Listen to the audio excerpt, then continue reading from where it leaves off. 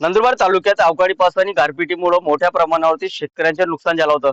जवळपास 832 हेक्टर क्षेत्र जे हे या अवकाळी पावसामुळे बाधित झालं होतं आणि त्यामुळं शेतकऱ्यांवरती मोठं संकट जे आहे ते ओढावलेलं होतं. मात्र प्रशासनाच्या वतीने पंचनामे जे आहे ते पूर्ण केले गेलेले आहेत आणि अहवाल जो आहे तो शासनाकडे पाठवला असल्याचं सांगण्यात येत आहे. त्यामुळे शासनाने तातडीने या अहवालाकडे लक्ष देऊन शेतकऱ्यांना मदत करावी अशीच काहीशी मागणी जी आहे ती आता शेतकरी राजा करू लागले आहेत.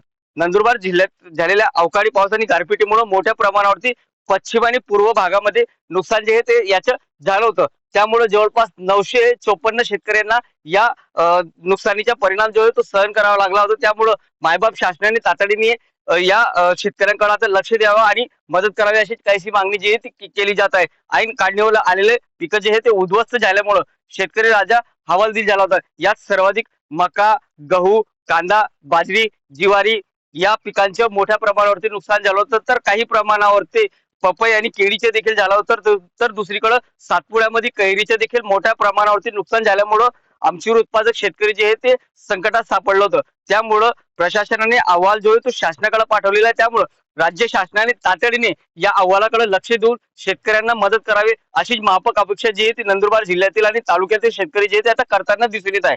जितेंद्र बसाने, TV9 मराठी, नंदुरबार.